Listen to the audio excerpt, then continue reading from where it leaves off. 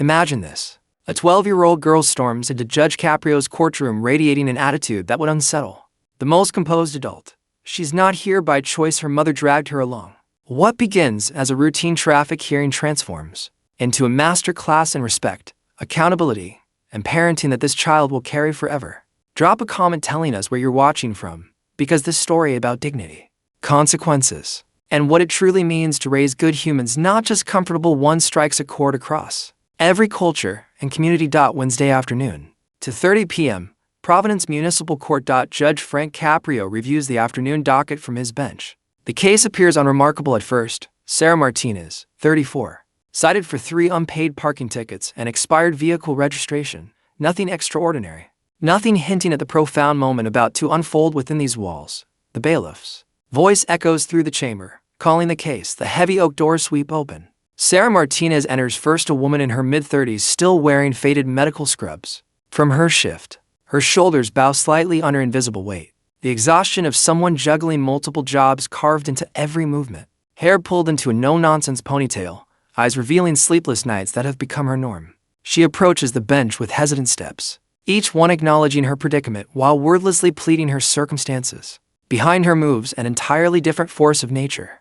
Madison Martinez is 12, but carries herself with the unshakable confidence of someone who's never heard no and had it enforced. Designer labels cover her from head to toe outfits, costing more than her mother likely earns in a week. Pristine sneakers that have never touched real pavement, a jacket emblazoned with status-screaming logos. Gold jewelry catches the courtroom lights, bracelets announcing her presence with every movement. But the clothes aren't what captures everyone's attention. It's the attitude radiating from her like heat from pavement, entitled, dismissive, utterly disconnected. Her face remains buried in her phone, thumbs dancing across the screen in rapid-fire motion. White earbuds lodged in both ears, cords swaying against designer fabric. She doesn't glance up upon entering, doesn't acknowledge the judge, the bailiff, or the gallery of observers who've turned to witness this jarring entrance. She exists in her own universe, and that universe clearly excludes this courtroom and everything happening within it. Sarah glances back, an expression crossing her features that blends embarrassment with resignation, the look of a parent who's fought this battle countless times and lost everyone. The gallery's citizens awaiting their own hearings, or simply observing proceedings, immediately registers the dynamic. An elderly woman in the third row leans toward her companion, whispering behind her hand while shaking her head. A middle-aged man in work coveralls crosses his arms, disapproval already etched across his features. Even the court clerk glances up from her computer, eyebrows lifting slightly. A palpable tension fills the room now. Collective awareness that something is profoundly off about this picture. Judge Caprio observes the pair's approach, expression professionally neutral. But his eyes remain sharp, honed by decades on the bench to read people, to see beneath surfaces. What he sees concerns him deeply.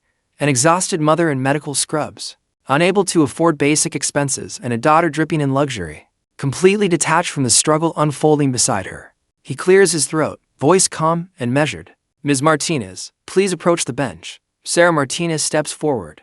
Before she can speak, Madison's voice slices through the courtroom's formality. Can we hurry this up?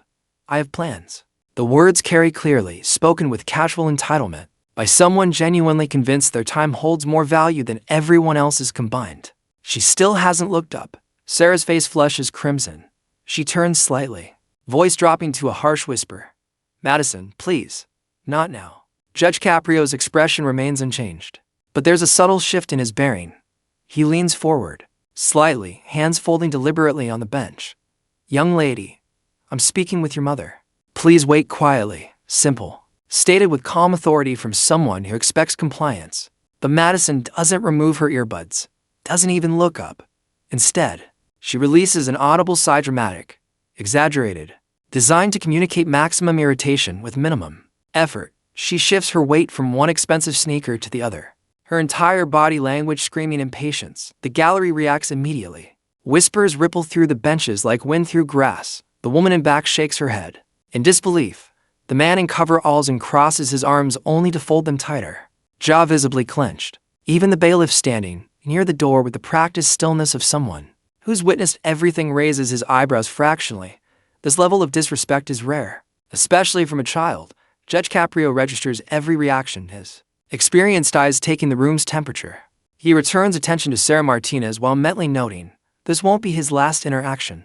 With the young lady standing behind her, Ms. Martinez. Judge Caprio's voice returns to professional tones. You're here regarding 3 unpaid parking tickets totaling for $150, plus expired vehicle registration. Can you explain your situation?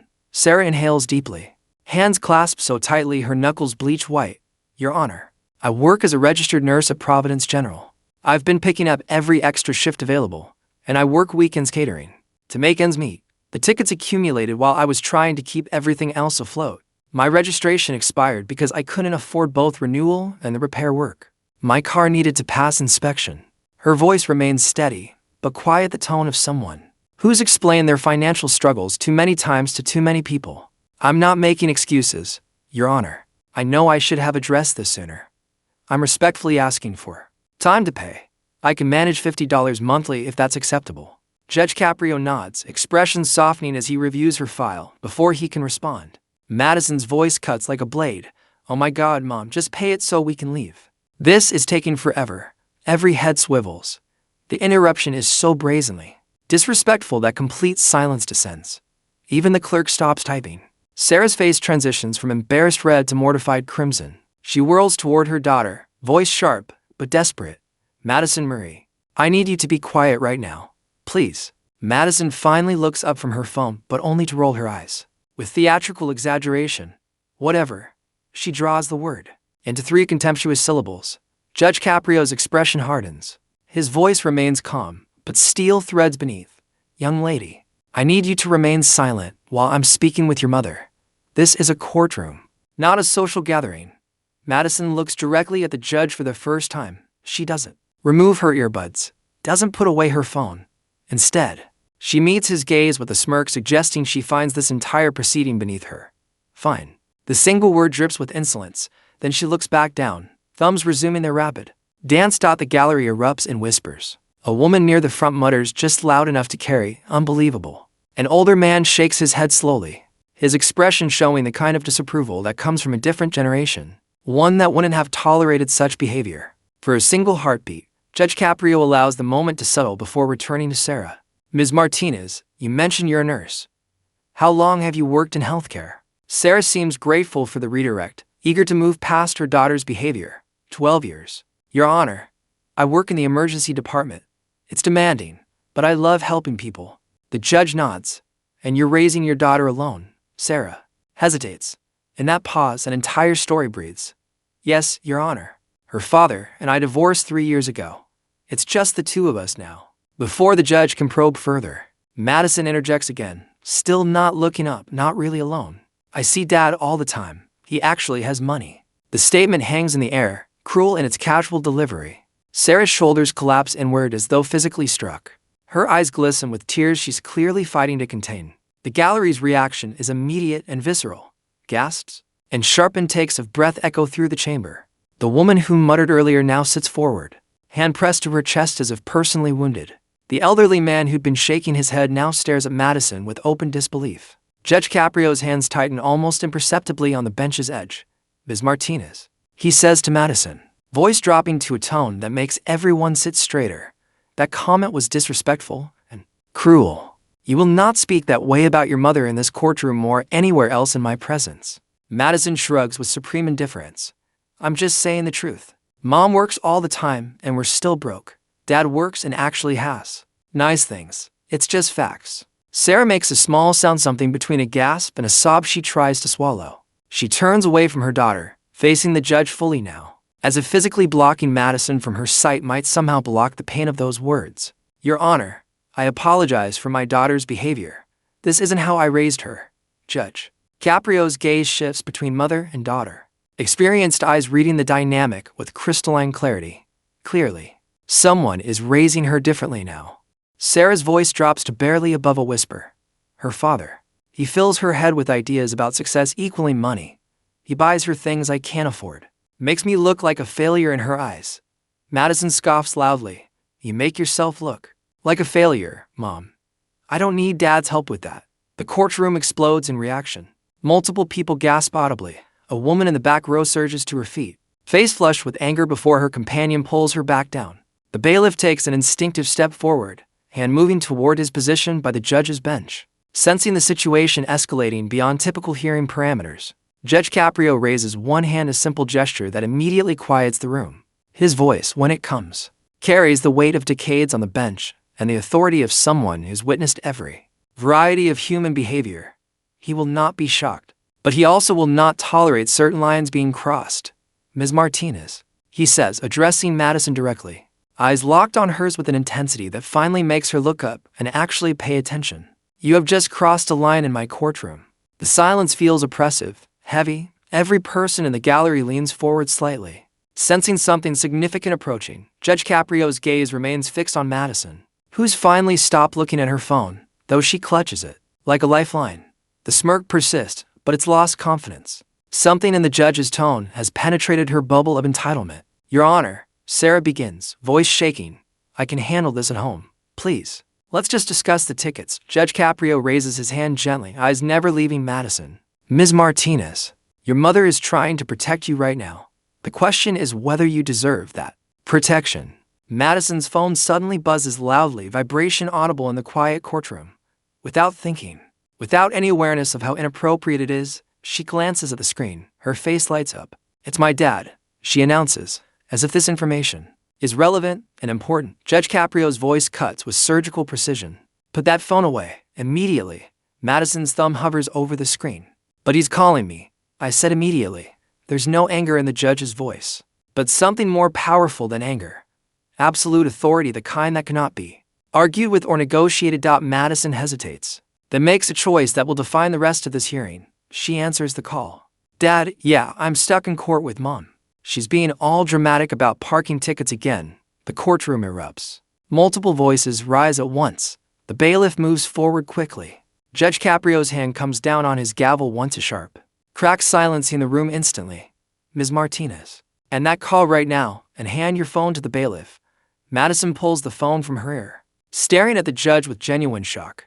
You can't just take my phone. That's like illegal or something. In this courtroom, I can and I will. Bailiff. The bailiff extends his hand, expression neutral, but firm. Madison clutches the phone to her chest. This is theft. My dad's a lawyer. He'll sue you. Judge Caprio's eyebrows rise slightly. Your father is an attorney? Madison nods vigorously, seeing this as her trump card. Yes. And he said I never have to let anyone take my property without cause. The judge's expression doesn't change, but something shifts in his eyes, understanding, perhaps, or confirmation of a suspicion. He looks at Sarah Martinez. Ms. Martinez, is your ex-husband an attorney? Sarah nods miserably, face in her hands. Yes, Your Honor. He practices corporate law downtown. And does he pay child support as ordered by the court? Sarah's voice is barely audible. He's supposed to pay $800 monthly. He's 8 months behind. The gallery's reaction is immediate and loud. Whispers transform to exclamations. A man in the second row says clearly, 8 months. A woman nearby adds, but he can buy her all that. She gestures toward Madison's expensive outfit. Judge Caprio picks up a pen and makes a note. 8 months. That's $6,400 in arrears. Sarah nods, unable to speak. And yet your daughter just mentioned he has money for nice things. Sarah's voice breaks. He lives in a penthouse downtown with his new wife. Takes Madison shopping every other weekend. Buys her whatever she wants. I can't compete with that. And he knows it. Madison's face flushes. You're just jealous because Dad upgraded. The words are designed to wound, and they hit their target perfectly. Sarah makes a sound like she's been punched. Several people in the gallery gasp audibly. One woman stands, pointing at Madison before the bailiff gestures for her to sit. Judge Caprio's voice, when he speaks, is quiet but fills every corner of the room. Ms. Martinez, give the phone to the bailiff now, or I will hold you in contempt of court. Madison's bravado finally cracks. I'm 12. You can't hold a kid in contempt. Watch me. The bailiff takes another step closer. Madison looks at her mother for help, but Sarah has turned away. Shoulders shaking with silent sobs, the reality of the situation finally penetrates Madison's armor. With exaggerated reluctance and dramatic sigh, she hands the phone to the bailiff. This is so unfair, she mutters. Judge Caprio accepts the phone from the bailiff and places it deliberately on his bench. Now, Ms. Martinez, you're going to stand there quietly while I speak with your mother.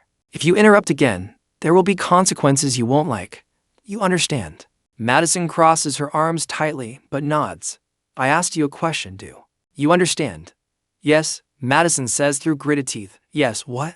Madison's eyes flash with anger. But she's intelligent enough to recognize she's losing this battle. Yes, Your Honor. Judge Caprio returns his attention to Sarah, expression softening considerably. Ms. Martinez, tell me about your situation, not the tickets to your life. Sarah wipes her eyes with the back of her hand. I don't want to burden the court with my problems. Your Honor, you're not burdening anyone. I'm asking. So please, tell me. Sarah takes a shaky breath. After the divorce, I got the house, but I also got the mortgage and all the debt we'd accumulated. My ex got his career and his freedom. I work 60 hours weekly between the hospital and catering jobs. I'm trying to save for Madison's college, trying to keep food on the table, trying to maintain a car that's falling apart. The tickets, I just couldn't pay them when they came. I kept meaning to, but there was always something more urgent: electric bills, Madison's school fees, medical expenses, and your ex-husband. He pays nothing. Sarah shakes her head. He claims his new wife is pregnant, and he needs to save money for the baby. His lawyer keeps filing motions for reduced support. We've been in family court for times in 2 years. I can't afford to keep fighting him. Judge Caprio makes another note. And during this time, he's been taking your daughter shopping, buying her expensive clothes. Sarah nods. Every other weekend, she comes home with bags of things I could never afford: designer clothes, jewelry, the latest phone. And she looks at me like I'm the failure because I can't give her those things, because I'm too busy working to keep the lights on. If you can't believe what you're witnessing, hit that like button and subscribe to Trial Nexus for more moments where truth meets justice. Judge Caprio sits back in his chair, fingers steepled before his face. He lowers his hands and looks directly at Madison, who still stands with arms crossed, body language radiating defiance even as her eyes show the first hints of uncertainty. Ms. Madison Martinez, come stand directly in front of my bench. Madison doesn't move immediately. Mom, she says, voice taking on a whining quality. Tell him I don't have to. Sarah doesn't turn around. She keeps her back to her daughter, shoulders still trembling. Do what the judge says. Madison.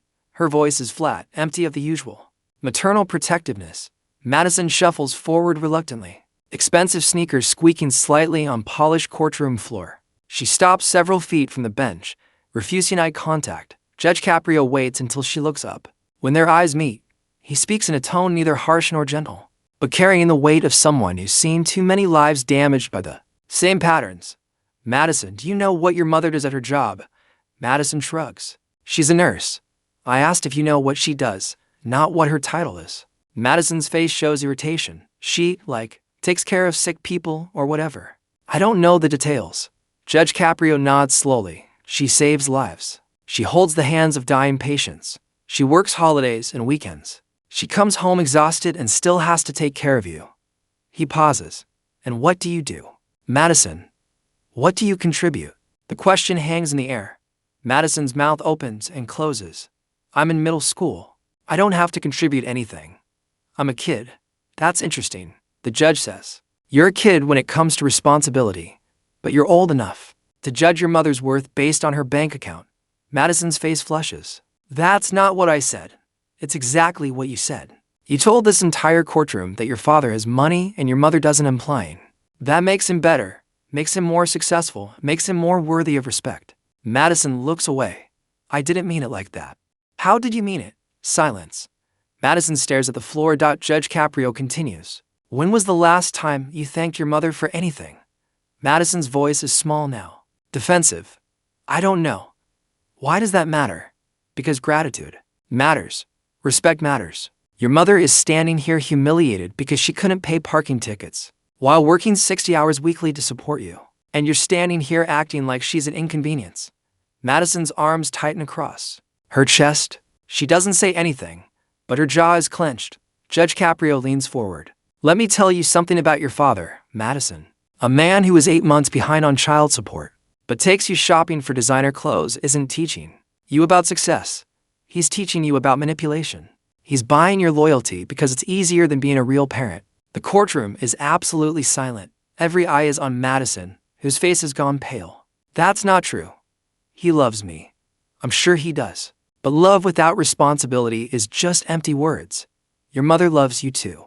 The difference is she's actually sacrificing for you every single day. Madison's voice cracked slightly. You don't understand. You don't know what it's like. You're right. I don't know what it's like to be 12 with divorced parents. But I do know what it's like to watch children grow into adults who have no concept of respect, gratitude, or empathy because no one taught them those things when it mattered. And right now, Madison, you're on that path. A single tear rolls down Madison's cheek, though she quickly wipes it away, trying to maintain her tough exterior. Judge Caprio's voice softens slightly, but remains firm. Here's what's going to happen. Your mother came here today asking for help with tickets she can't afford because she's been too busy keeping your life together. I'm going to reduce her total fines to $50 and give her 90 days to pay. Madison's face shows the beginning of relief, thinking this ordeal is over. Can we go now? Oh no. Because you're not done here. What? Judge Caprio's expression becomes serious again. You may not be the one with the traffic citation, but you've shown such profound disrespect in this courtroom that I'm making a judgment call about your character and your future. Madison's eyes widen.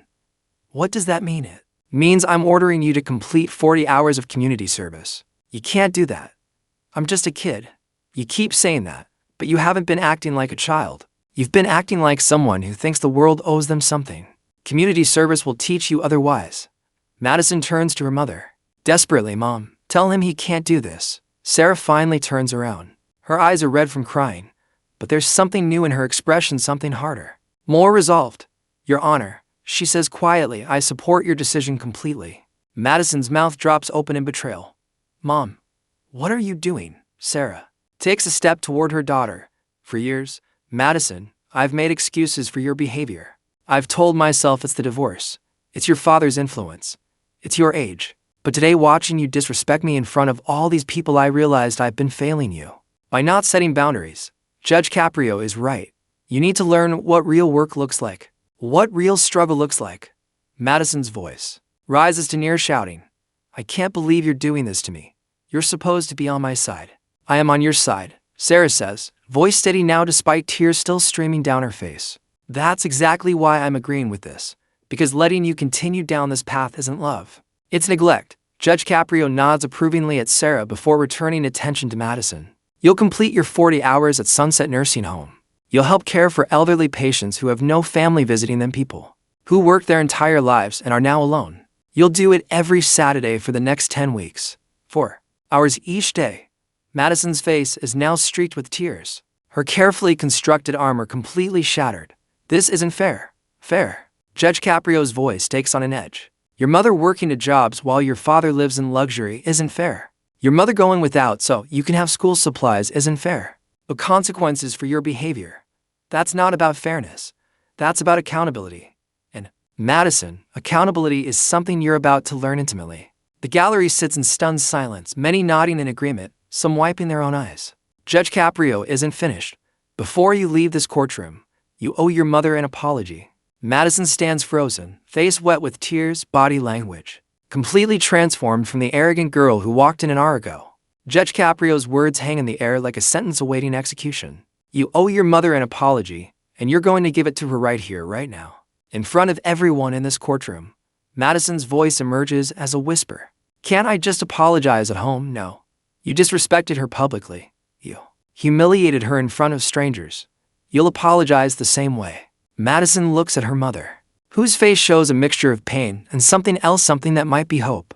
The courtroom is so quiet that the air conditioning becomes noticeable, a low hum filling the space where human voices should be. Madison takes a shaky breath. Mom, I'm sorry. Judge Caprio's voice is gentle but unyielding. Say it like you mean it. Madison, look at her.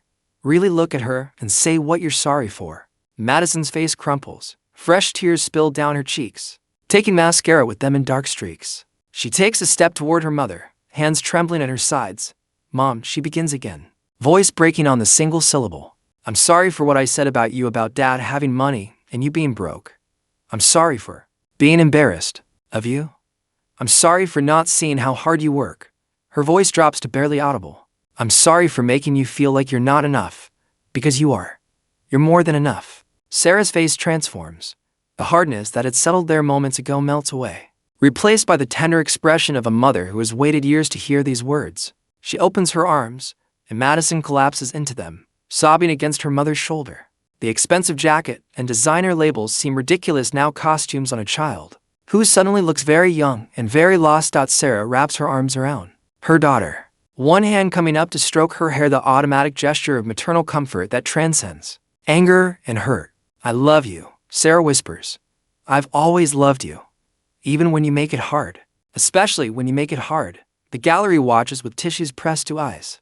The woman who gasped earlier is crying openly.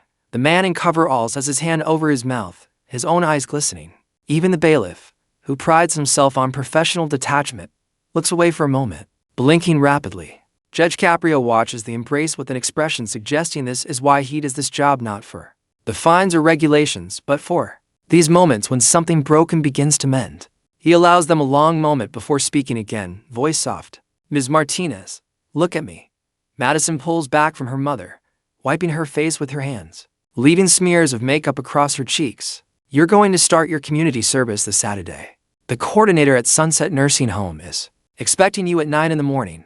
You'll work until 1 in the afternoon. You'll do this for 10 consecutive Saturdays. Madison nods, unable to speak. And Madison, one more thing. Yes, Your Honor. This isn't a punishment designed to hurt you. It's an opportunity to grow into someone better than who you were today.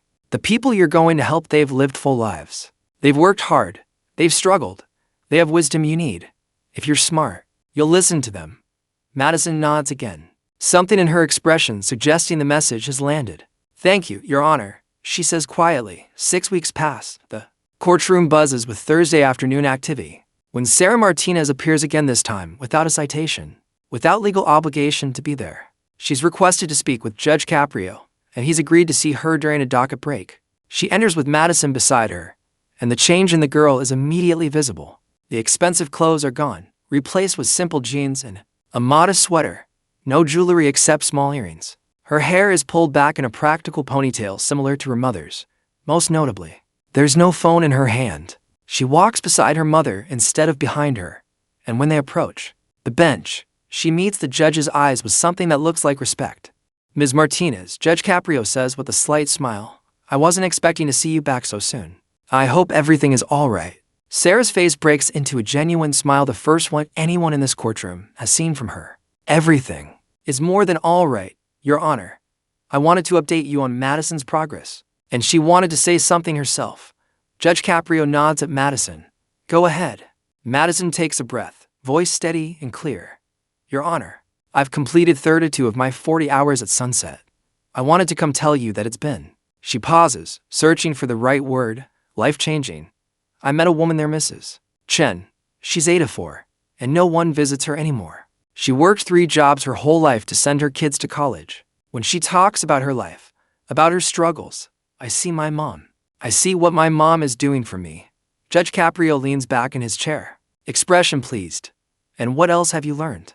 Madison glances at her mother before continuing. I've learned that the stuff Dad buys me doesn't mean anything if it comes at Mom's expense. I blocked his wife on social media because she was always making comments about Mom not being able to afford things. And I've been helping more at home, doing dishes without being asked, helping with laundry.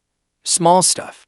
But Mom notices. Sarah reaches over and squeezes Madison's hand. She's been wonderful, Your Honor. She even got a part-time job at the library to help with expenses. She wants to contribute now instead of just take. Judge Caprio's eyes show approval. Madison, do you remember what I told you about punishment being an opportunity? Madison nods. You said it's a chance to become someone better. And have you? Madison's voice is firm. I'm trying, every day. I'm not perfect, but I'm trying. That's all any of us can do. The judge stands a gesture of respect that surprises both mother and daughter. Ms. Martinez, both of you came here weeks ago as to people who had lost their way with each other. You're leaving today as a family that's finding its way back. That's the best outcome this court could hope for. Sarah's eyes fill with tears again, but these are different. These are tears of gratitude and relief. Judge Caprio has one final piece of wisdom. Madison, the world is going to tell you that success is measured in money and possessions. Your mother has shown you the truth. Success is measured in character and sacrifice. In love that doesn't quit even when things are hard. Don't forget that lesson. Madison shakes her head. I won't, Your Honor. I promise.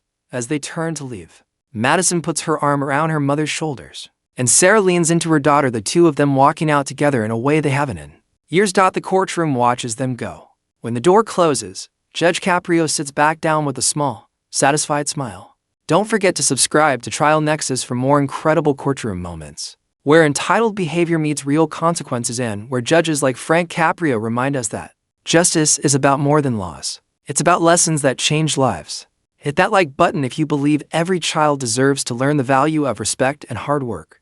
Drop a comment telling us what you would have done in Judge Caprio's position, because at the end of the day, the story isn't just about a disrespectful child or a struggling mother. It's about all of us and the values we choose to pass on to the next generation. It's about remembering that the greatest wealth we can give our children isn't found in shopping bags or bank accounts. It's found in character, compassion, and the courage to be better than we were.